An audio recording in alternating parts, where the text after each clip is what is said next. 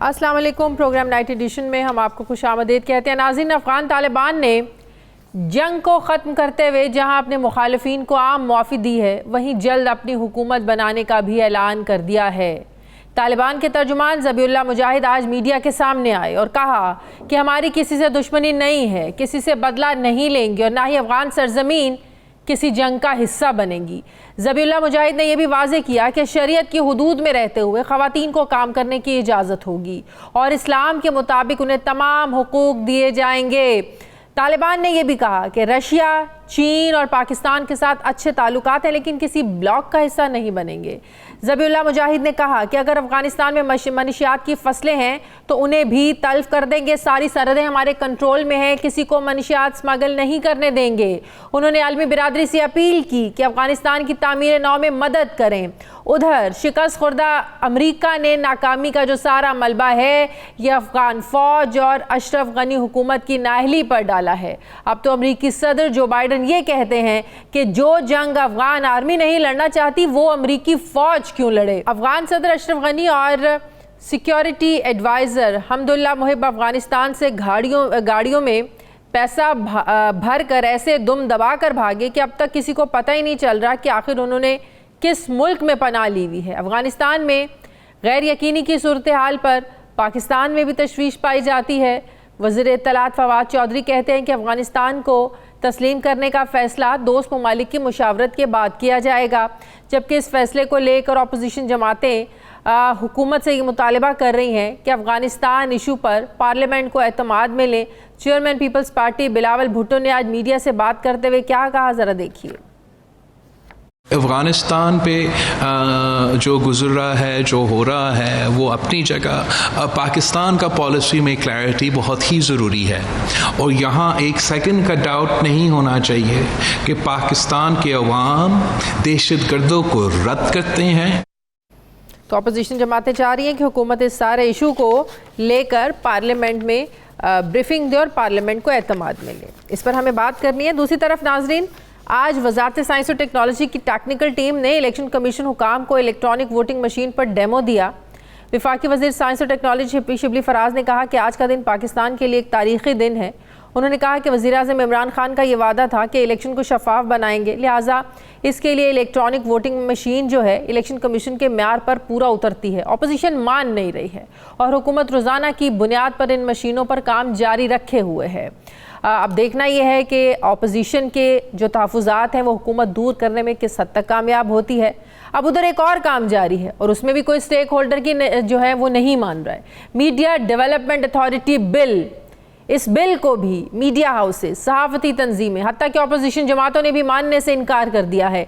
लेकिन रोज़ाना फवाद चौधरी साहब इसे सहाफ़ी वर्कर्स की वेलफेयर के नाम पर जो है ना वो इसे नाफिज करना चाहते हैं। सहाफ़ियों का मानना है कि ये बिल जो है ये मीडिया रेगुलेटरी अथॉरिटी नहीं बल्कि मीडिया कंट्रोलिंग अथॉरिटी बिल है। बिल के मुताबिक पाकिस्तान के सभी अखबारात, टीवी चैनल्स और वेब चैनल के अलावा डिजिटल मीडिया के लिए लाइसेंस और NOC हासिल करना लाजिम होगा और जो खिलाफ वर्जी करेगा उस सूरत में 3 साल तक कैद और 2.5 करोड़ रुपए जुर्माना भी होगा।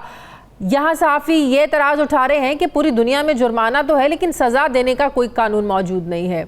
इन इश्यूज़ पर मैं बात करूँगी, लेकिन मुझे ब्रेक लेनी है। ब्रेक के बाद वापस आएंगे, मुझे ज्वाइन करेंगे वफाकी वज़ीर बराए मनसूबाबंदी, चेयरमैन NCOC असद उमर साहब।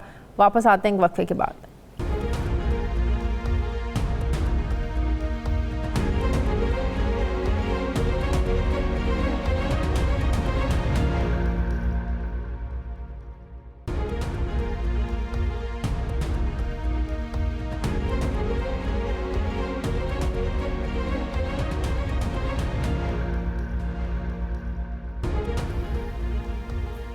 ब्रेक के बाद आपको खुशामदीद कहते हैं। असद उमर साहब वफाकी वज़ीर मुझे ज्वाइन कर रहे हैं। अस्सलाम वालेकुम, बहुत बहुत शुक्रिया असद उमर साहब आपका। असद उमर साहब, पूरी दुनिया की नज़रें जमी बैठी हैं अफ़गानिस्तान की सूरत हाल पर। कल कौमी सलामती कमेटी का जो इजलास हुआ, एक पॉलिसी दी गई, लेकिन आज अपोजिशन ने मुतालबा किया कि सारे मामले पर पार्लियामेंट को एतमाद में लिया जाए, पार्लियामेंट को ब्रीफ किया जाए। फिर जो हमारी राइट विंग की पार्टीज़ हैं जमातें हैं वो प्रेशराइज कर रही हैं कि तालिबान की हुकूमत को तस्लीम किया जाए। आज वफाकी काबीना के इजलास के बाद फवाद चौधरी साहब ने ये बात कही कि तालिबान की क़यादत को उनकी हुकूमत, हमारी हुकूमत तब तस्लीम करेगी तब तक तस्लीम नहीं होगा जब तक दोस्त ममालिक से मुशावरत नहीं हो जाती। दोस्त ममालिक से मुशावरत के बाद ही किसी फैसले पर पहुँचेंगे। लेकिन सर, दोस्त ममालिक के जो सिफारत खाने हैं वो वहाँ पर खुले हैं, जो वाज़ेह एक पैगाम है कि वो तालिबान के साथ चलने को तैयार हैं। मज़ीद हमारी पॉलिसी क्या हो सकती है? हम इंतज़ार कर रहे हैं कि क्या तालिबान पहले निज़ाम हुकूमत कायम करें, किस तर्ज़ हुकूमत पर चलते हैं, उसके बाद हम कोई फ़ैसला करने के काबिल होंगे? असद उमर साहब। नहीं जी, इसके ऊपर देखें, दो चीज़ें हैं। सबसे पहले तो ये बिल्कुल वाज़ेह होना चाहिए कि पाकिस्तान क्या देखना चाहता है, पाकिस्तान की क्या ख्वाहिश है और पाकिस्तान की बेहतरी किस चीज़ के अंदर है। पाकिस्तान की बेहतरी इसके अंदर है कि अफ़गानिस्तान के अंदर अमन हो। हमारा तज़िया, हमारी जो तमाम जो तारीख़ से सबक है वो ये कहता है कि अमन अफ़गानिस्तान में उस वक़्त आएगा जब एक ऐसी हुकूमत हो जिसको अफ़गानिस्तान के अवाम की तायद हासिल हो। और आपको पता है कि वहाँ पे मुख्तलिफ़ ज़ुबानें बोलने वाले भी रहते हैं, मुख्तलिफ़ कौमियतें रहती हैं अफ़गानिस्तान के अंदर, जिस तरीके से पाकिस्तान के अंदर रहती हैं। और इस किस्म के मुल्क के अंदर जैसे पाकिस्तान है, अफ़गानिस्तान है, इसके अंदर ये तमाम लोग जो हैं, ये तमाम कौमियतें, तमाम लसानी जो ग्रोह हैं, वो किसी निज़ाम पे इत्तफ़ाक़ करते हैं तो फिर मामला आगे चलता है अमन व अमान के साथ। एक तो ये है। दूसरा ये है कि जो इस खित्ते के अंदर जो ममालिक हैं जो बराह रास्त असरअंदाज होते हैं अफ़गानिस्तान के हालात से, उन सब का एक पेज पे होना ज़रूरी है, क्योंकि हमने माजी के अंदर ये भी देखा है कि अफ़गानिस्तान के अंदर बहुत तबाही इस बात से आई है कि मुख्तलिफ ममालिक की आपस की जो रस्साकशी थी वो एक अदम इस्तेहकाम का बायस बनी अफ़गानिस्तान के अंदर। तो इसलिए हमारी सिर्फ ये कोशिश है, जैसे उसमें कहा भी गया कि एक इंक्लूसिव हुकूमत हो जिसके अंदर तमाम लोग हों, और हम ये फ़ैसला भी करना चाहते हैं। ज़ाहिर है कि पाकिस्तान एक खुद मुख्तार मुल्क है, हम अपने फ़ैसले करते हैं, लेकिन हमारी ख्वाहिश ये है कि ये फ़ैसला मिलजुल कर किया जाए और जो हमारे दोस्त ममालिक हैं ख़ास तौर पर इस खित्ते से जो ताल्लुक़ रखते हैं उनके साथ मुशावरत करके और एक साथ ये करना आपको लगता है अब आसान होगा? काबुल एयरपोर्ट पर जो हमने मनाजिर भी देखे, जो साफ एक वाज़े पैगाम मिल रहा था कि लोग वहाँ से निकलना चाह रहे हैं, बहुत से लोगों को ये मंजूर नहीं है तालिबान की क़यादत में वहाँ पर रहना, तो आपको लगता है इक़्तिदार की जो मुंतकली है वो बड़ा आसान एक प्रोसेस होगा जिसे पाकिस्तान फिर दोस्त ममालिक की मुशावरत से जिसे तस्लीम करना है पाकिस्तान ने? देखें, अगर आपका सवाल ये है कि क्या ये आसान है, तो ज़ाहिर है नहीं। अगर आसान होता तो पिछले 40 साल में हो सकता ना। ये 40 साल गुजर गए हमने ये हालात देखते हुए, लेकिन क्या ये नामुमकिन है? हमारे ख़्याल में ये नामुमकिन नहीं है। हमारे ख़्याल में अफ़गानिस्तान के लोगों ने और अफ़गानिस्तान के जो लीडर्स हैं उन्होंने भी सबक सीखा है। और आपको पता है कि आज वज़ीर आज़म के साथ मुलाकात हुई है कई उन लोगों की अफ़गानिस्तान के जो शुमाली इत्तेहाद जो था, नॉर्दर्न अलायंस जो था, जिनकी आपको पता है हिस्ट्री कितनी उनके तालिबान के साथ उनकी जंग रही है बाकायदा, जब तालिबान का पहला दौर था। तो वो लोग भी आए हुए हैं पाकिस्तान में और उससे भी उम्मीद पैदा होती है। आपको तालिबान के भी आपने जो बयान सुने हैं अभी तक वो हौसला अफजा हैं। तो हमें तालिबान की तरफ से भी और वो लोग जो तारीख़ में तालिबान की मुखालफत करते रहें, दोनों तरफ से इस वक़्त ये पैगाम सुनने को मिल रहा है कि वो मिलकर कोई इश्तराक से इसका हल निकालना चाहते हैं। और ज़ाहिर फ़ैसले तो अफ़गानिस्तान के अवाम ने करने हैं।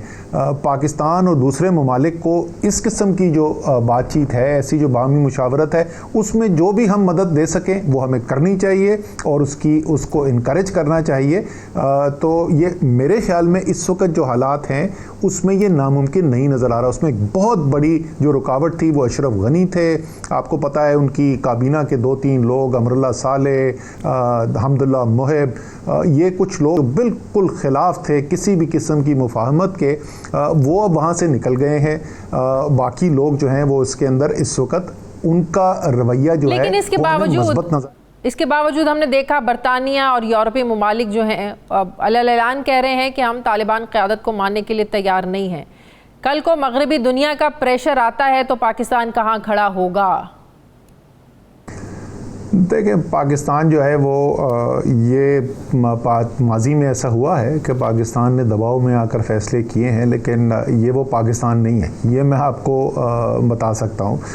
ज़ाहिर है पाकिस्तान चाहता है कि आलमी बरादरी जो है उसके अंदर, उसके फ़ैसलों के अंदर एक हम-आहंगी नज़र आए, और हम ये चाहेंगे कि ये सारे जो फ़ैसले किए जाएं उसके अंदर जो मगरबी मुल्क हैं, और ख़ास तौर पे अमेरिका, बरतानिया जो लीडिंग कंट्रीज़ हैं, जर्मनी है, फ्रांस है, अगर वो भी जो फ़ैसले हो रहे हैं उसको वो सपोर्ट करेंगे तो सच्ची तो यही सूरत हाल है। तो उनके साथ भी हमें एंगेज करना है और कोशिश ये करनी है कि वो भी साथ करें। लेकिन हमें तो हम तो आज तक तो IMF का प्रेशर भी बर्दाश्त कर रहे हैं, वो सारे जो उसके कॉन्सिक्वेंसेस होती हैं वो आवाम को भुगतना पड़ते हैं, लेकिन हम IMF से निकलते नहीं हैं।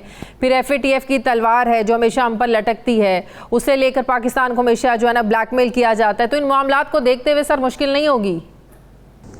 देखें, वो ये जो वज़ीर आज़म का रिज़ॉल्व है ना कि पाकिस्तान एक ख़ुद मुख्तार मुल्क होगा, एक ऐसा मुल्क होगा जो कौमी अपना एक तशख़्ख़ुस रखेगा और एक ख़ुददारी का मज़हर होगा उसके अंदर, वो तहरीक इंसाफ का आपको पता है ना जो ओरिजिनल स्लोगन है उसके अंदर भी जो 3 चीज़ें हैं उसमें से एक ख़ुददारी है। और वो आपने जिस वक्त बालाकोट पर हमला किया था भारत ने, जब भी आपने देख लिया था कि वो ख़ुददारी जो है वो सिर्फ ज़ुबानी कलामी नहीं होती, वो अमलन नज़र आती है। और अभी आज से चंद हफ्ते पहले वो एब्सोल्युटली नॉट में भी आपने सुन लिया था। तो हम चाहेंगे कि बिल्कुल, और हमारे ख्याल में मैं आपको बताता हूँ, ये जो आप कह रही हैं थ्योरेटिकल, हमारे ख्याल में मगरब का क्या इंटरेस्ट है? मगरब का इंटरेस्ट ये है कि यहाँ से, इस खित्ते से कोई दहशत गर्दी की वारदातें ना हो, यहाँ से बाहर ना निकले। तो जो चीज़, जिस हल को हम समझते हैं उसका अफगानिस्तान के लिए बेहतरीन है, वो इस दहशत गर्दी को ख़त्म करने के लिए भी बेहतरीन अमल हुआ। तो हमें इस वक्त यहाँ पर ऐसी सूरत हाल नहीं नज़र आती कि मगरब के मफाद कुछ और हों और हमारे मफाद कुछ और हों। तो हमें तो कोशिश यही करनी चाहिए कि सबको साथ लेकर चलें जितना हम है। लेकिन मैं फिर वही बताऊँगा कि हम तो सब सानवी किरदार हैं। असल फ़ैसले तो करने अफगानिस्तान के अवाम ने, फ़ैसले पाकिस्तान ने नहीं करने, अमेरिका ने नहीं करने, अफगान के अवाम ने करने। हम तो सिर्फ उनके लिए जो माहौल बनाया जा सकता है, उनकी जो मदद की जा सकती है, उसके अंदर पाकिस्तान ने पहले भी बहुत मजबूत किरदार अदा किया है पिछले 1-2 साल के अंदर, और अभी भी इंशाल्लाह ताला वो मजबूत किरदार जारी रहेगा। सही। असद उमर साहब, इस वक्त हुकूमत पाकिस्तान ने अफगानिस्तान में जो सबसे ज़्यादा सिफारतकार हैं, फिर NGOs का स्टाफ है, फिर सहाफ़ी हैं, उनके लिए वीज़े ऑन अराइवल की सहूलत दी जा रही है। लेकिन सर इसके अलावा बहुत सी इत्तलात ऐसी भी मिल रही हैं कि आम आवाम जो हैं, लोग जो हैं वो भी वहाँ से निकलना चाह रहे हैं। तो इस हवाले से पाकिस्तान की क्या पॉलिसी है वीज़े देने के हवाले से, उनकी रजिस्ट्रेशंस के हवाले से? क्या आम लोगों को भी आने की इजाज़त दे रहे हैं हम लोग? अच्छा जी, पहली बात तो मेरे ख्याल में दुनिया तो शायद भूल चुकी है, तो हम, हमारी ज़िम्मेदारी, आपकी मेरी, हमारी ज़िम्मेदारी है दुनिया को याद दिलाएं कि आज भी तकरीबन 40 लाख अफ़गान महाजरीन इस सरज़मीन पे मौजूद हैं। पाकिस्तान ने दहाइयों से उनके लिए एक मेज़बान का किरदार अदा किया है और खुला दिल करके किया है। वो हमारे भाई बहन हैं और हमने उनके लिए अपने घर को खोला है। लेकिन ज़ाहिर है ये इसकी वजह से एक बहुत बड़ा बोझ भी है पाकिस्तान के ऊपर। पाकिस्तान की मईशत जो है वो भी एक मुश्किल वक्त से गुज़री है, और ख़ास तौर पे कोरोना के बाद तो दुनिया में तमाम ममालिक जो हैं उनकी मईशतें जो हैं, तो हमारी तो ज़ाहिर है ये अब ख्वाहिश होगी कि मज़ीद कोई यहाँ पर महाजरीन ना आना पड़े। इसलिए मैं कह रहा हूँ कि उसका कल की सूरत हाल के बाद अब हमारी पॉलिसी क्या है आम आवाम के लिए? नहीं, इस वक्त जो है हमारी जो कुछ टारगेटेड जो तबके हैं जिनका आपने ज़िक्र किया, उनके लिए तो हमने ये फौरी फ़ैसला किया है। वरना हमारी इंटरनेशनल जो इदारे हैं उनको भी यही रिक्वेस्ट है कि अगर वहाँ इंटरनल डिस्प्लेसमेंट होती है, उसका ख़दशा काफ़ी कम हुआ इस बात से कि एक बड़ी खाना जंगी नहीं हुई है। एक पहलू उसका ये निकला जितनी तेज़ी से वहाँ पे हालात बदले हैं कि अगर वहाँ खाना जंगी शुरू हो जाती और वो चलती रहती तो फिर बहुत ख़तरा था कि बहुत बड़ी तादाद के अंदर वहाँ आबादी जो है वो डिस्प्लेस होती, वो अभी हुई नहीं है। और जिस तरीके से मशावरत चल रही है, अगर अच्छे फैसले हो जाएं तो इंशाल्लाह होगी भी नहीं, लेकिन अगर खुदा न खास्ता वो होती भी है तो हमारी तो इंटरनेशनल जो इदारे से रिक्वेस्ट ये है कि अफगानिस्तान के बॉर्डर के अंदर वो इंतजामात करें।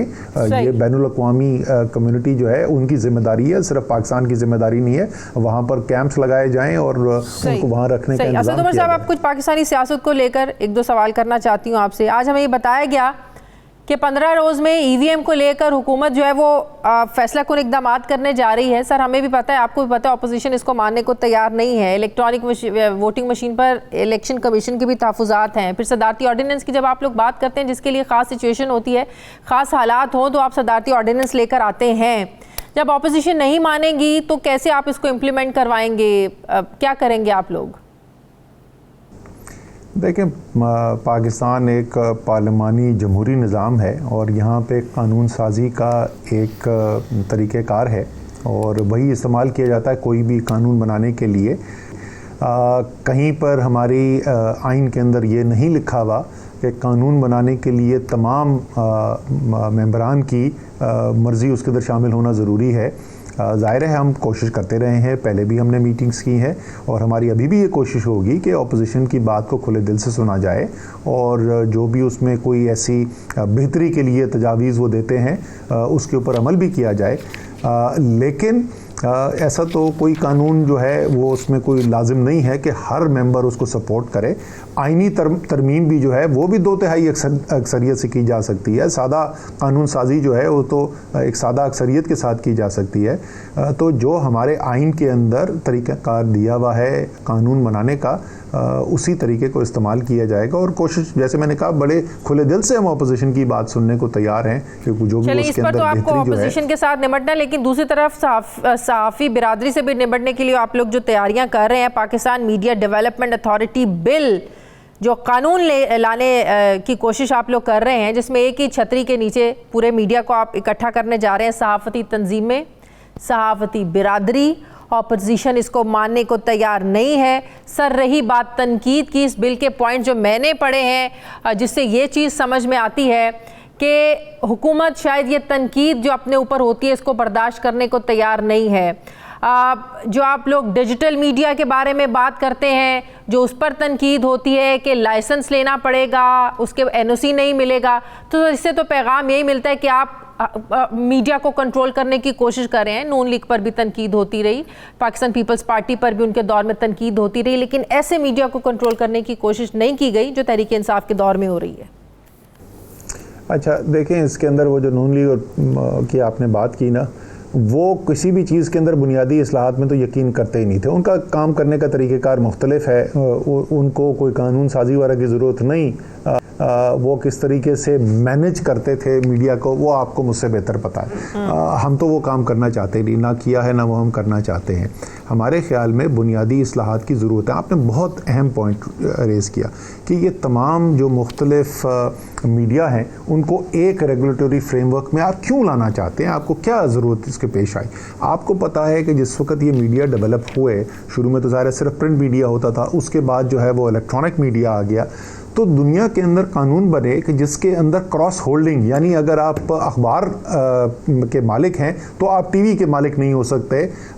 इस किस्म के कानून बनाए गए ताकि उनको अलग रखा जा सके। अब अगर आप ये चाहते हैं मीडिया के अंदर, और आपको पता है हमारे अक्सर ग्रुप ऐसे हैं जो क्रॉस होल्डिंग्स रखते हैं, जो एक मीडिया प्रिंट भी उनके पास है, उनके पास इलेक्ट्रॉनिक भी है, उनके पास डिजिटल भी है।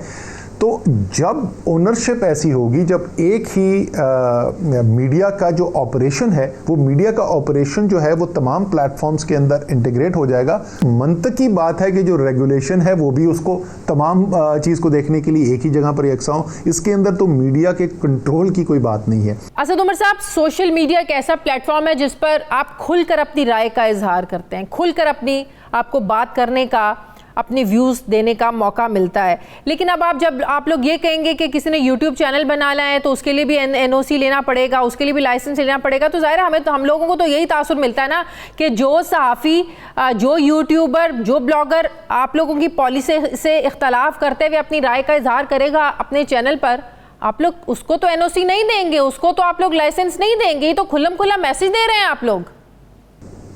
अच्छा जी, ये तो सोशल मीडिया पे भी मैं आ जाता हूँ। जो इलेक्ट्रॉनिक मीडिया पे और प्रिंट पे जिस किस्म की तनकीद हुकूमत की होती है, और ये सारी दुनिया में हो रहा है, ये पाकिस्तान में नहीं हो रहा है, तो बल्कि वाज़े पॉलिसीज़ नज़र आती हैं ग्रुप्स की कि वो एक पार्टी को सपोर्ट कर रहा है या दूसरी पार्टी को सपोर्ट कर रहा है। तो हमने उनमें से किसी पे बंदिश नहीं लगाई, तो सोशल मीडिया के एक यूट्यूब अकाउंट पे बंदिश लगा के हम क्या करेंगे? पूरी इतनी बड़ी एम्पायर चल रही है, उसके ऊपर कभी हमने बंदिश नहीं लगाई, ना कभी कोशिश की है लगाने की। सो ये नहीं होने वाला। उसके अंदर अगर कोई प्रोसीजर के अंदर है, कोई शकूक पैदा हो रहे हैं, ज़रूर उससे डील कर देना चाहिए। मैं तो बुनियादी तौर पर बात करूँ, मेरे ख्याल में अगर एक अच्छा रेगुलेटरी एनवायरनमेंट होगा तो जो अच्छे सहाफ़ी हैं, जो आप जैसे सहाफ़ी हैं, जो झूठ की बुनियाद पर नहीं, जिन्होंने सेंसेशनल एक सनसनी बुनियाद खबर चलाने के लिए खबरें नहीं चलाते, जो सहाफ़त करते हैं सच की बुनियाद के ऊपर, उनके लिए तो बहुत बेहतरी होगी। इस वक्त सूरत हाल क्या है? क्या आप ज़रा सूरत हाल देखें। इस वक्त सोशल मीडिया पे एक साहब खड़े हुए, उन्होंने कहा 14 खरब रुपए, शायद हो सकता है वो 13 का हो या 12 का हो, ऐसे ही 12, 13, 14 खरब रुपए की कोविड के अंदर पैसे खा गए। बशमूल IMF ने जो दिया था वो पैसा खा गया। IMF ने कोविड के लिए कौन सा पैसा दिया था? कुछ 14 खरब रुपए को अंदाजा है उनको 14 खरब रुपए होते क्या? और ऐसा नहीं कि उन्होंने गलती करी, उन्होंने कहा कि ये ना एक की वजह से आप सबको तो ये नहीं कर सकते। स्टेक होल्डर्स की मुशावरत के बगैर भी कानून लेकर आना ये ज्यादती नहीं है सहाफ़ियों के साथ, मीडिया के साथ? ये मैं फवाद चौधरी साहब से ये ज़रूर कहूँगा कि मुशावरत ज़रूर करें। मुशावरत के अंदर ज़रूरी नहीं कि हर बात मानी जाए, लेकिन खुले दिल से बात सुननी ज़रूर चाहिए। ये मैं फवाद चौधरी और इतने मंझे हुए वो फवाद चौधरी साहब मंझे हुए मीडिया के भी एक्सपर्ट हैं और मंझे हुए सियासतदान भी हैं। आई एम श्योर वो ऐसी गलती उन्होंने नहीं की होगी। आई एम श्योर वो मुशावरत कर रहे होंगे। आखिरी सवाल असद उमर साहब, जाते जाते कोरोना की सूरत-ए-हाल बता जाएं कि ये जो लॉकडाउन है ये 31 अगस्त के बाद भी इस सिचुएशन को देखते हुए आप लोग इसको बढ़ा सकते हैं? अगर पाकिस्तानी वैक्सीनेशन जो है वो बड़ी तादाद में नहीं करवाएंगे तो बंदिशें चलती रहेंगी। लॉकडाउन तो नहीं है, बंदिशें हैं, और बंदिशें बदकिस्मती से चलती रहेंगी। सारी दुनिया का तजुर्बा यही है। और हमने अगस्त के शुरू में देखा था, बड़ी तेज़ी आई थी। उसके बाद 14 अगस्त को अल्हम्दुलिल्लाह हमने जैसे जश्न आज़ादी मनाया है, तो ऐसे लग रहा था कि कोरोना से एक दिन की छुट्टी मिल गई है। और अब ज़ाहिर है मुहर्रम के अंदर मजालिस भी हो रही हैं, आगे जुलूस भी निकलेंगे, तो इसलिए बड़ी नज़र रखने की ज़रूरत है। जब हम 10 मुहर्रम से कोई हफ्ता 10 दिन के बाद सूरत हाल देख के फिर फैसला करेंगे कि ये जो बंदिशें हमने 3 अगस्त को लगाई थी इनको आगे जारी रखना है या उसमें नरमी लानी है। लेकिन इससे मुस्तकिल तौर पे निकलने का तरीका दुनिया ने अभी तक सिर्फ एक निकाला है, और वो है वैक्सीनेशन। तो आपके ज़रिए मैं अपील करूँगा उन सबको जिन्होंने अभी तक वैक्सीन नहीं लगाई, वैक्सीन ज़रूर लगाइए। बहुत बहुत शुक्रिया। वफाकी वज़ीर बराए मनसूबा बंदी, चेयरमैन NCOC असद उमर साहब मेरे साथ थे। मुझे ब्रेक लेनी है नाज़रीन, वापस आते हैं एक छोटे से वक्फे के बाद।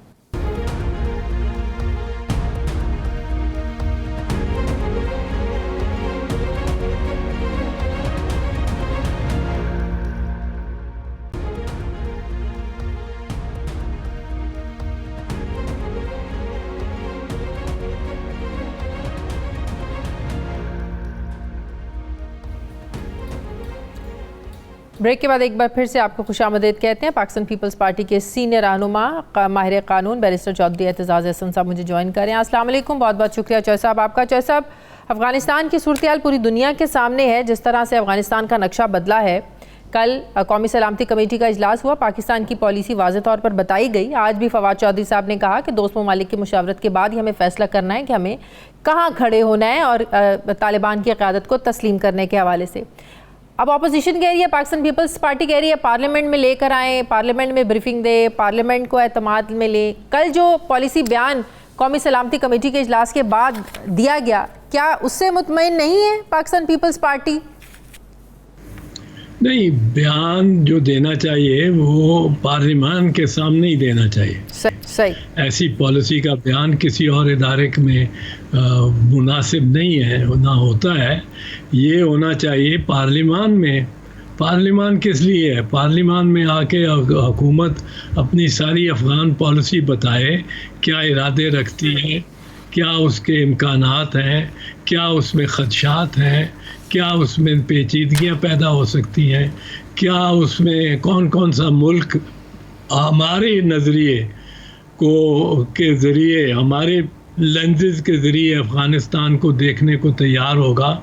बहुत सारे ममालिक कहते हैं कि दहशत गर्दी कराई अफ़गानिस्तान में पाकिस्तान ने है, और पाकिस्तान ही करा रहा है सारा कुछ, और पाकिस्तान पे डाल रहे हैं, जबकि पाकिस्तान ने जितनी दहशत गर्दी को ख़त्म करने की जद्दोजहद की है और जितनी जानें इसमें उनकी पाकिस्तान की सरफ हुई हैं, और जितना हुकूमत अफ़गानिस्तान के लिए की तरफ हाथ बढ़ाया है दोस्ती का और अमन का, लेकिन वो लिपट गए थे जाके मोदी को, और मोदी तो बहुत ज़्यादा पाकिस्तान मुखालिफ शख्स है, को हद हो सकती है मोदी की। एक बात मैं अजीब बात आपको मोदी की बताऊं, मोदी ने ये ऐलान किया है कि 14 अगस्त को वो यौम स्याह मनाया करेगा और 15 अगस्त को वो मनाया करेगा भारत में यौम आज़ादी और उस यौम जश्न। अब यौम जो स्याह मनाया जाएगा वो 14 अगस्त जो हमारा यौम आज़ादी है। कभी पहली तो बात है कभी किसी मुल्क ने शाजिया को ये मैंने नहीं सुना कि एक मुल्क का यौम आज़ादी है, दूसरा मुल्क उस दिन यौम स्याह मनाएगा।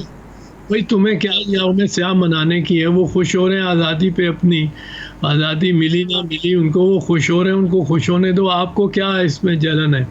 लेकिन दूसरी बात बड़ी दिलचस्प है, वो ये है कि अगर यौम स्याह है, अगर भारतीयों के लिए ये यौम स्याह है तो इसका मतलब है कि कुछ उनको तकलीफ़ हुई है, यानी यौम स्याह इसलिए है कि हिंदुस्तान टूट गया।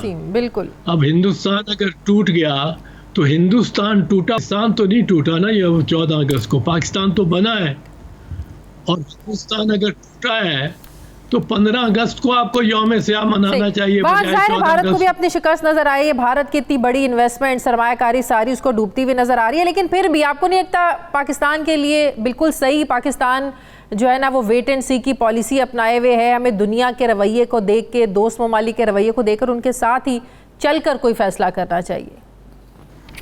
नहीं, हमें वेट एंड सी की पॉलिसी बिल्कुल इख्तियार करनी चाहिए।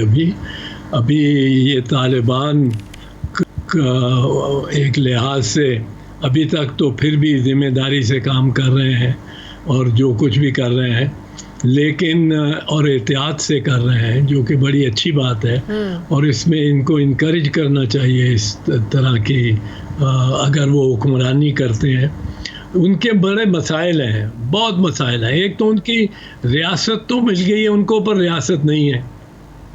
रियासत तो मिल गई है पर रियासत है ही कहीं नहीं। सही। कोई ब्यूरोक्रेसी नहीं है, कोई उसका ढांचा नहीं है रियासत का, कोई कानून साज असेंबली या ग्रोह नहीं है।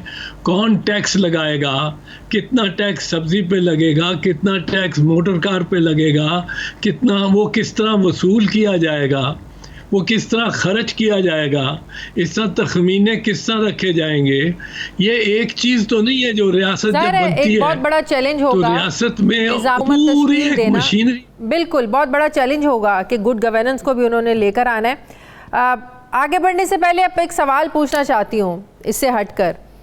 सर, पाकिस्तान की पहली खातून जज सुप्रीम कोर्ट की आयशा मलिक जो बनने जा रही हैं, ये कितनी बड़ी कामयाबी है पाकिस्तान की ख़वातीन के लिए? ये औरत के लिए तो बहुत कामयाबी है, औरत का तो कमाल है, और आयशा मलिक साहिबा का यकीनन इसमें कमाल है, और वो बिल्कुल डिज़र्व करती हैं सुप्रीम कोर्ट में जाना। मुझे जो मुश्किल नज़र आती है ना इसमें, वो मैं उनकी सलाहियतों का बिल्कुल एतराफ़ करता हूँ, उसको तस्लीम करता हूँ, और मैं तो यहाँ से कहता हूँ कि लाहौर हाई कोर्ट में उन जैसा जज ही कोई नहीं है। सही। जो मुझे इस बात में समझ नहीं आ रही, और वो ये है कि आप देखें आयशा मलिक साहबा को सुप्रीम कोर्ट ले जाने के लिए उनसे सीनियर जो जज हैं और जो 4 साल 5 साल सिंध हाई कोर्ट के चीफ जस्टिस रहे हैं, उनको एडहॉक जज लगाने की कोशिश है ताकि आयशा बीबी के लिए वो सीट बन जाए।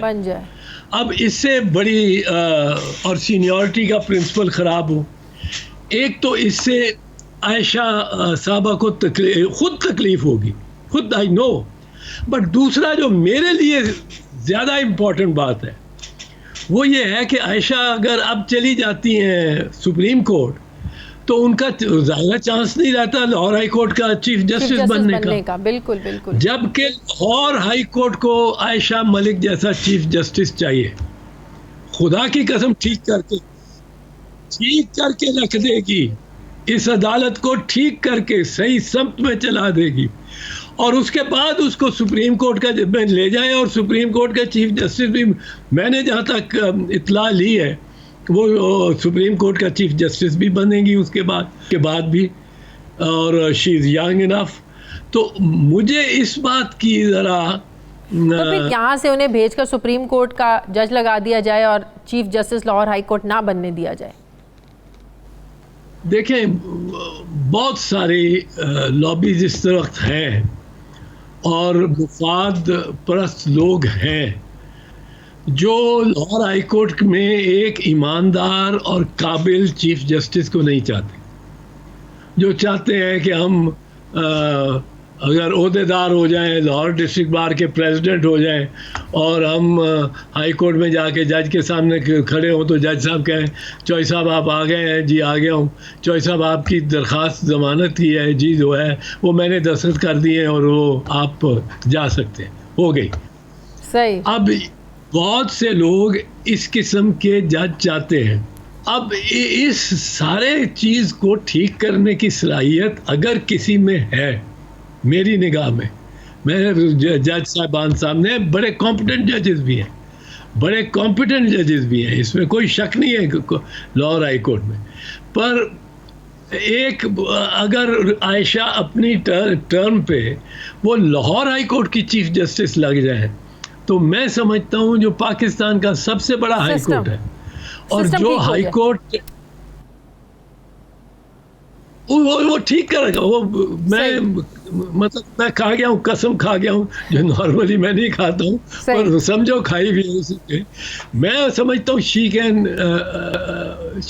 वन कसम खा लिए कि अगर वो chief justice Lahore high court बन जाती तो सिस्टम बहुत ठीक हो जाता। चौधरी साहब, इलेक्टोरल रिफॉर्म्स पर अपोजिशन और हुकूमत में इत्तफाक क्यों नहीं हो पा रहा? हुकूमत बज़िद है कि ईवीएम मशीन के ज़रिए हम लोगों ने जो है ना वो 2023 के इंतखाबात करवाने हैं। ऑपोजिशन बैठती नहीं है, देखती नहीं है, खुले दिल के साथ दावत दे रही है हुकूमत आए, अपने माहिरीन लेकर आए, तो सिर्फ इस बात पर रिजेक्ट कर देना कि ये हुकूमत लेकर आ रही है, सर ये भी तो ज़्यादती है। बुनियादी तौर पे शाजिया ये एतमाद की बात है और इलेक्ट्रॉनिक वोटिंग मशीन के मैं तो ज़ाती तौर पे हक में हूँ, क्योंकि we have to move on. दुनिया में कभी तो हमने इलेक्ट्रॉनिक वोटिंग के लिए जाना है ना, आज नहीं जाना, 10 साल बाद जाना है, हम वापस गधे गाड़ी की तरफ तो नहीं जा सकते ना। We have to move forward. और मैं समझता हूँ 1-2 बाई इलेक्शंस में गवर्नमेंट को या इलेक्शन कमीशन को ये इस्तेमाल करनी चाहिए। ज़रूरी नहीं है ये वो जो शिबली दिखा रहे हैं, ज़रूरी नहीं। अगर वही अच्छी है तो ठीक है, उसको अपना लेना चाहिए, अगर नहीं अच्छी तो उसको उसकी जगह। तो मैं बात कर रही हूँ, जब तक ऑपोजिशन बैठेगी नहीं, अपनी तजावीज़ नहीं देगी, पेश नहीं करेगी, अगर कोई फॉल्ट है उनको बताएगी नहीं, तो बात कैसे बनेगी? यही तो मैं कह रही हूँ कि सिर्फ इसी वजह से रिजेक्ट कर देना कि हुकूमत लेकर आ रही, तो अनफेयर सी बात है, नामुनासिब बात है ये देखे ना, सर जोड़ के बैठना चाहिए इस पे, हुकूमत को भी, सारी जमातों को भी। मैं समझता हूँ कि निकालना एक ऐसा मॉडल चाहिए जो कि जिससे रिगिंग ना हो सके। अब अगर शाहिद खान अब्बासी को एतराज़ात हैं और एहसन इकबाल को कोई एतराज़ात हैं उस पर, एहसन इकबाल मेरी इतला है ने फेस करना था एक प्रोग्राम में उसको शिबली को और बीच में मशीन रख के, और एहसन इकबाल गए नहीं, मुझे एंकर ने ही खुद बताया, एहसन इकबाल गए नहीं, जाना चाहिए। सही। ये मुल्क के लिए है। अगर देख के मशीन और कोई फार्मूला ही ना हो जिससे कि वो मशीन जिससे कि वोटिंग शफाफ हो सके, अगर कोई भी ना हो इलेक्ट्रॉनिक का, तो फिर उसको रद्द कर दें।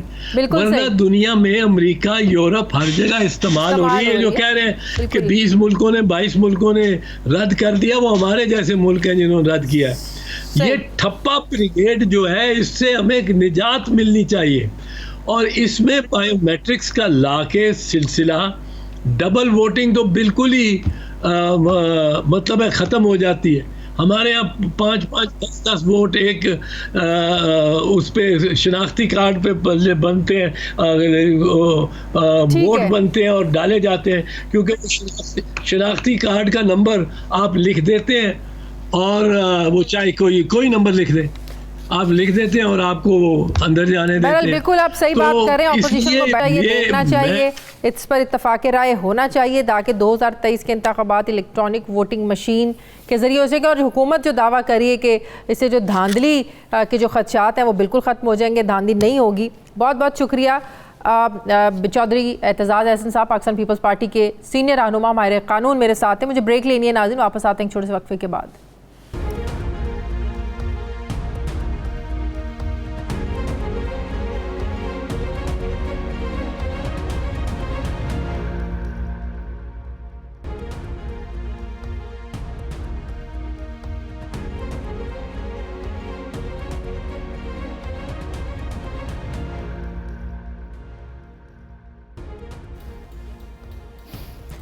ब्रेक के बाद एक बार फिर से आपको खुशामदीद कहते हैं। नाजरीन, आपके पास कारोबार करने का आइडिया है लेकिन पैसा नहीं है, बैंक से आप कर्ज लेना चाहते हैं लेकिन गारंटी देने के लिए कोई प्रॉपर्टी नहीं है, तो अब ये मसला भी स्टेट बैंक ऑफ पाकिस्तान ने हल कर दिया है।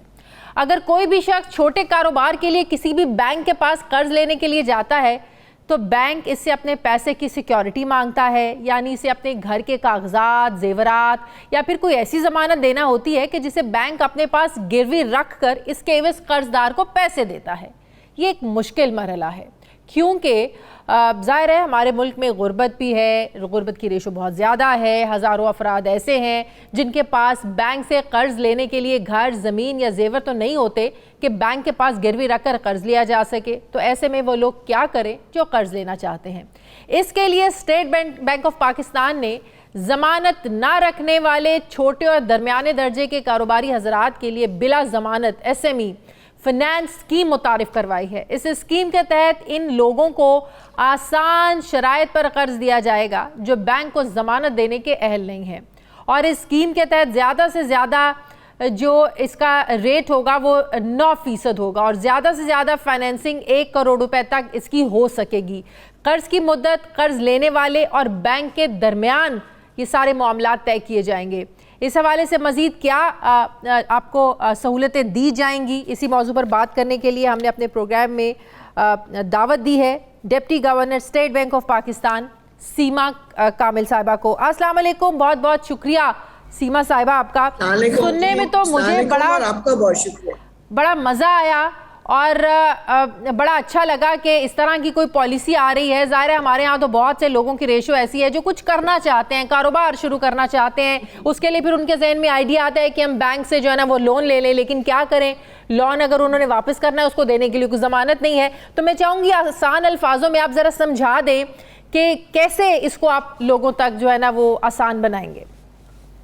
जी, तो सबसे पहले तो जैसे आपको मालूम है, जैसे आपने कहा, हमारे मुल्क में छोटी और दरमियानी कारोबार बहुत लोग करते हैं और एक अंदाजे के मुताबिक कोई 50 लाख ऐसे कारोबार हैं और उससे और भी बहुत लोग होंगे जो करना चाहते हैं ऐसे कारोबार।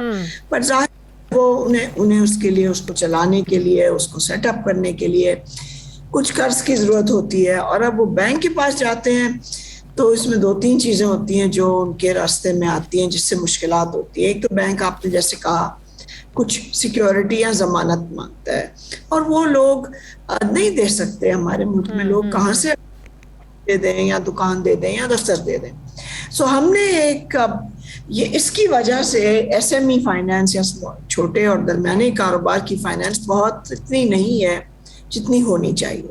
सो ये इसका एक बुनियादी रीज़न है। तो फिर हमने ये एक स्कीम निकाली है, इसका नाम हमने रखा है एसएमई आसान फाइनेंस, और का नाम साफ रखा है क्योंकि बैंकिंग की ज़बान में क्लीन लेंडिंग होती है, साफ। सो ये इसमें कोई जमानत की जरूरत नहीं है। लेकिन फिर मेरे ज़हन में एक सवाल आ रहा है ना, फिर जो फ्रॉड माजी में होते भी रहे हैं, फिर फ्रॉड और फिर जो जेन्युइन हैं लोग, आपको कैसे पता चलेगा ये वापस कर देगा, ये वापस नहीं करेगा, कैसे ये होगा? फिर ये बैंक, मैं थोड़ा सा इसकी बैकग्राउंड दे दूं।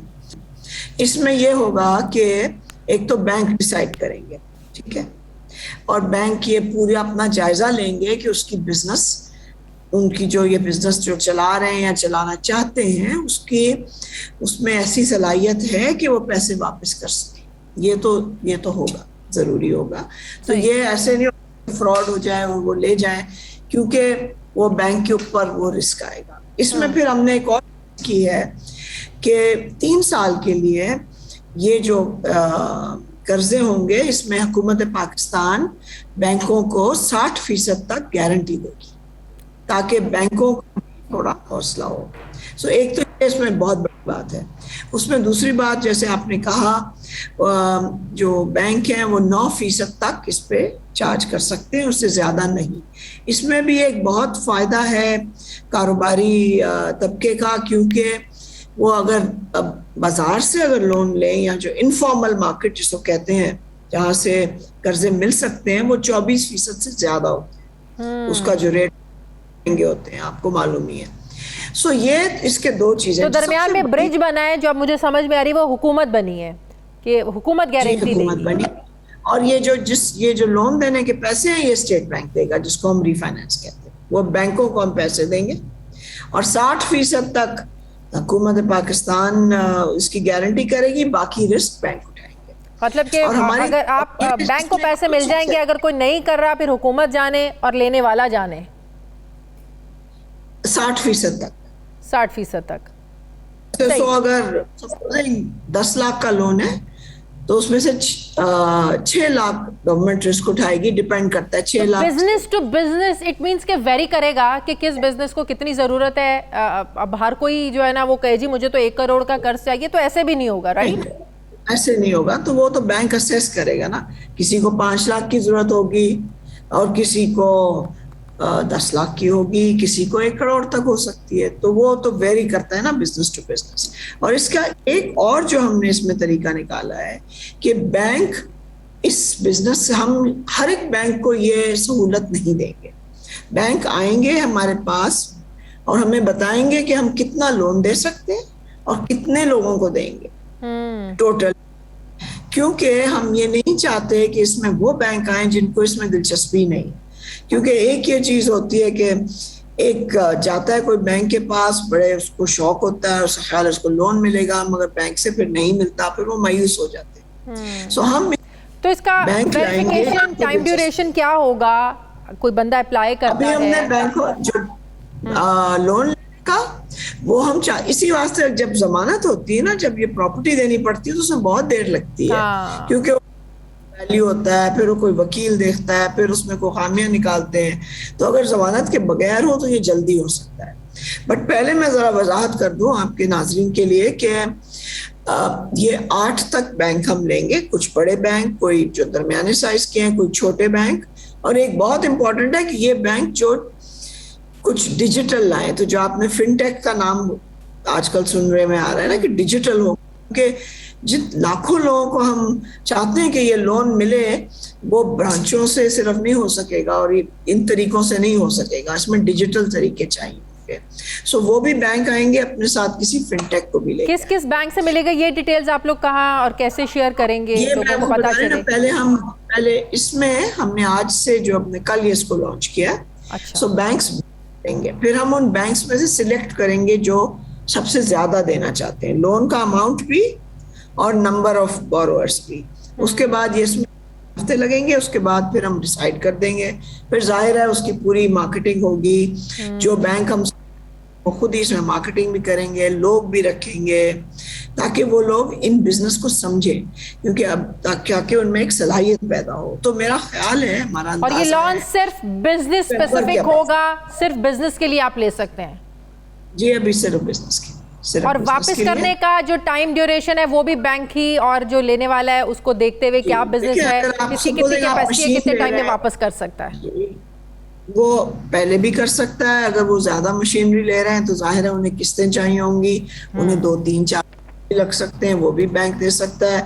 वो अगर सिर्फ उन्होंने माल खरीदना है पाकिस्तान से ही और बेचना है तो उनको फिर कम टाइम का लोन चाहिए होगा। सो ये बैंक और जो लेना चाहते हैं कर्जा उनके दरमियान में होगा। मगर सबसे ये अहम चीज है कि जमानत नहीं होगी, रेट उनके है, हुकूमत की कुछ गारंटी है ताकि बैंक से थोड़ा सा उनका उनको भी थोड़ा भरोसा रहे कि जी हम दें तो हमारा रिस्क भी थोड़ा कवर्ड है। और ये 3 साल इम्पोर्टेंट है कि ये बैंक इस चीज को सीख जाएंगे।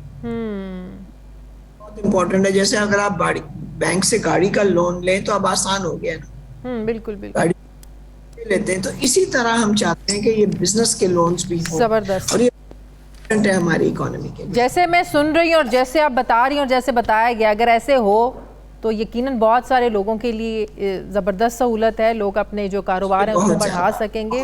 बिल्कुल, बहुत बहुत शुक्रिया। Deputy state bank of Pakistan Seema Kamil साहिबा मेरे साथ थी। प्रोग्राम का वक्त ख़त्म हो गया। नाज़रीन फीडबैक ज़रूर दीजिएगा, अपना ख्याल रखिएगा। मुझे इजाज़त दीजिए, अल्लाह हाफ़िज़।